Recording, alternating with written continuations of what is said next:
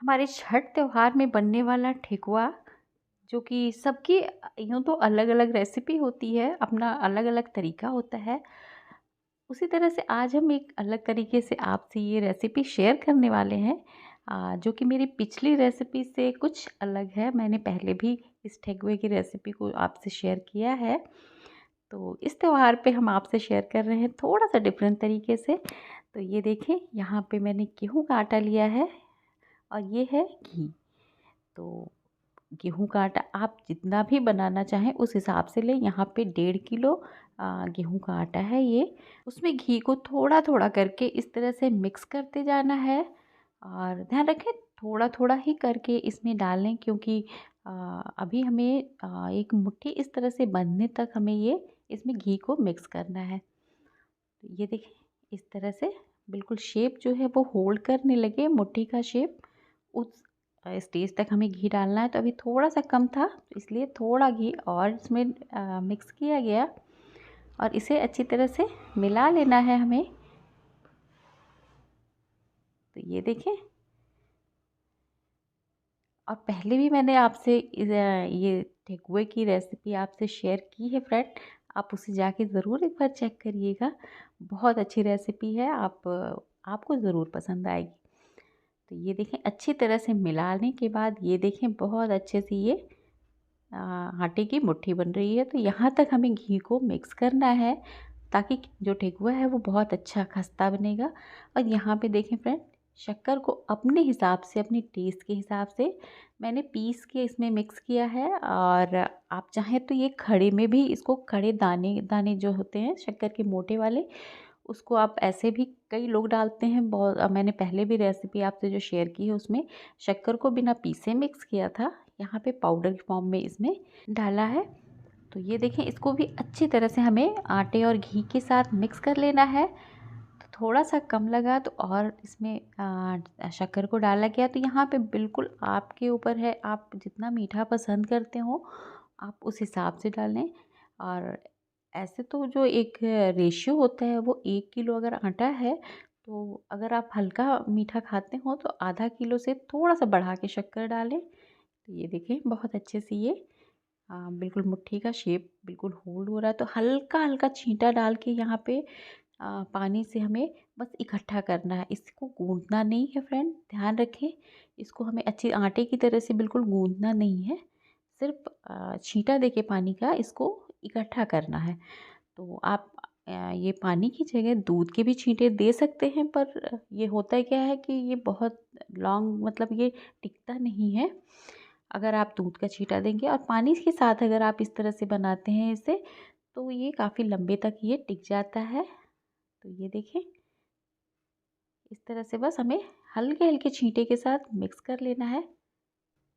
तो इस स्टेज पे आप इस तरह से लड्डू बना के देख लें कि ये जो है शेप इसका लड्डू का एक बन रहा है कि नहीं, ताकि हमें ठेकुए का जो शेप देना है उसमें हमें आसानी हो। तो ये देखें, इस तरह से गोले बनने लगे हैं अच्छी तरह से। अगर आपसे ना बने तो ये थोड़े से छींटे पानी के और दें ताकि वो इकट्ठा होके और इस तरह से शेप होल्ड होने लगे, लड्डू का शेप लेने लगे।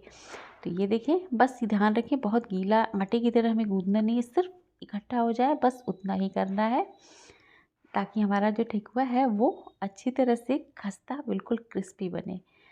तो इस तरह से इसके छोटे छोटे से लड्डू या पेड़े आप बना के रख लें ताकि आगे जो है वो आसानी हो हमें बनाने में। तो यहाँ पे फ्रेंड्स एक चीज़ भूल गए, इलायची पाउडर इसमें मिक्स किया है, वो दिखाना भूल गए।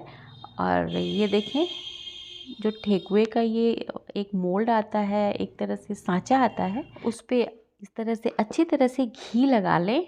ये देखें, और अगर आपके पास ये सांचा नहीं है तो भी बहुत से तरीके होते हैं ठेकुए पे डिज़ाइन डालने के।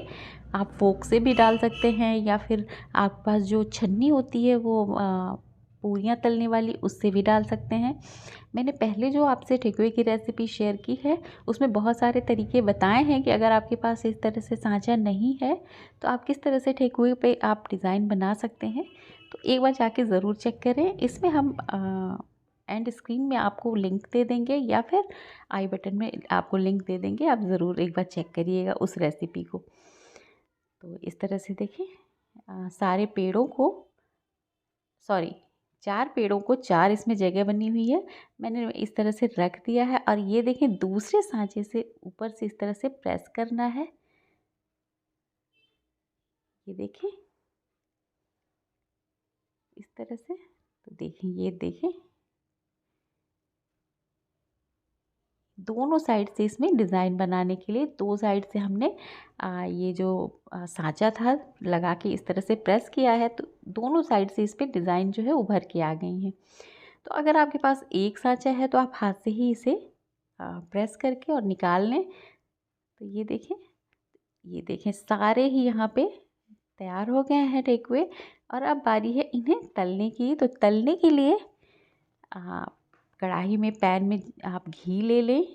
अगर आप रिफाइंड यूज़ कर रहे हैं तो रिफाइंड ले लें और उसे मीडियम बिल्कुल टेम्परेचर पे उसको गरम करें। बहुत ज़्यादा गरम ना करें। यहाँ पे सबसे खूबी जो है वो तलने में ही, फ्राई करने में ही है, क्योंकि एक तो मिक्स करने में है, बहुत आटे की तरह से मिक्स नहीं करना है, और सेकंड जो है वो है यहाँ पे घी के टेम्परेचर का। तो टेम्परेचर को आप बिल्कुल मीडियम पे रखें, धीमी आंच पे इसे फ्राई करना है। यहाँ पे बहुत ही लो भी ना रखें फ्लेम को, नहीं तो ये जो आपके ठेकुआ है वो घी पी जाएगा। और बहुत हाई करेंगे तो कलर आ जाएगा और अंदर से कच्चे रह जाएंगे, मुलायम रहेंगे। तो इसलिए मीडियम फ्लेम पे इसे तलें। तलने में बहुत ज़्यादा टाइम नहीं लगता। हाँ, थोड़ा सा पेशेंस रखना पड़ता है, पर बहुत अच्छे से तल जाएंगे। इसका रिज़ल्ट बहुत अच्छा रहेगा। तो सारा बहुत अच्छा एंड बहुत अच्छा होगा इसका। तो इस तरह से देखें तल लें।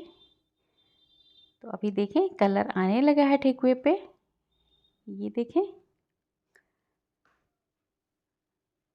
तो इस तरह से छठ के लिए ठेकुआ तैयार करें इस तरीके से आसानी से, और व्रत को, पर्व को अपने एंजॉय करें। तो मेरी पहले भी जो रेसिपी है उसको चेक करना ना भूलें एक बार। और मैंने दिवाली पे भी बहुत सारी मिठाइयाँ शेयर की हैं पिछली दिवाली पे, आप उसे ज़रूर एक बार चेक करिएगा। इतनी आसानी से बिना मावा के, बिना खोया के, बिना मिल्क पाउडर के आप बहुत ही अच्छी अच्छी मिठाइयाँ आप घर पे किस तरह से तैयार करें, सारी रेसिपी पड़ी हुई है। आप प्ले स्टोर में जाके मेरी स्वीट रेसिपी आप ढूंढेंगे तो वहाँ पे आपको सारी मिठाइयाँ मिल जाएंगी।